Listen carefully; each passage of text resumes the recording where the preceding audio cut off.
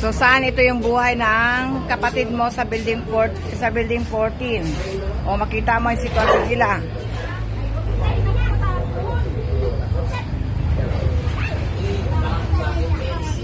Bakit? O, ito sila. Ito. Ante. Sino ba to si Ante? Si Ante. Ang tanong mo naman, Basta may ilaw. ka pa ba? Ayan si Ante, natutulog kasi may sakit siya. O, yan ang buhay nila. Sino ba talaga ang mas sikat? Asa si Boджek? Sino mas magaling? Yung asawa niya? Kanya-kanya kami, promise dito boy. Alam ko, laging paulit-ulit ko sinasabi. Kanya-kanya kami. Siya kasi... Saan ang daanan? Yung galaw. Sino nandito? Magaling sa kwento. Sino nandito? Sino to? Sino to?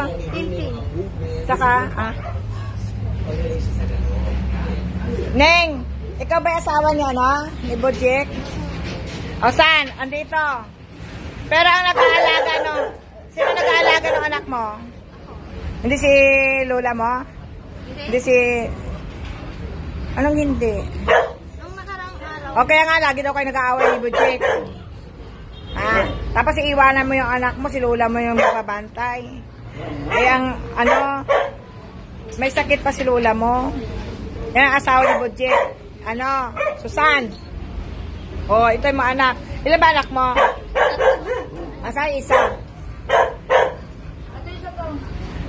Tapos mag-inaway kayo mong dalawa ni mag-inaway kayo mong dalawa ni Boджek. Nagbubugbugan ba kayong dalawa? Paglasing lang, hindi lang niya alam ginagawa. Eh, dapat hindi siya maglasing. Kaya nga, ayaw painumin. Kaso nga lang, nagagalit. Eh, ganito na yung buhay nyo. Tingnan nyo. Susan, tingnan mo yung buhay nila rito. Ito yung asawa ni Boджek.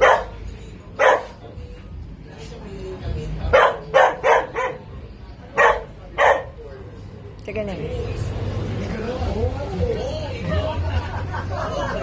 Si Ante, may sakit. Ayan na si Ante, Gustuhin po siya ng mga foreigners. Ano siya? Austrian? Nag-Amerika po kasi kami nilang vice noong April. Nag-show kami doon. Tapos may nagkagusto sa kanya na Austrian, Russian. Tapos ngayon, nakabase ang bahay ni Ining. So you're still in touch? Yeah.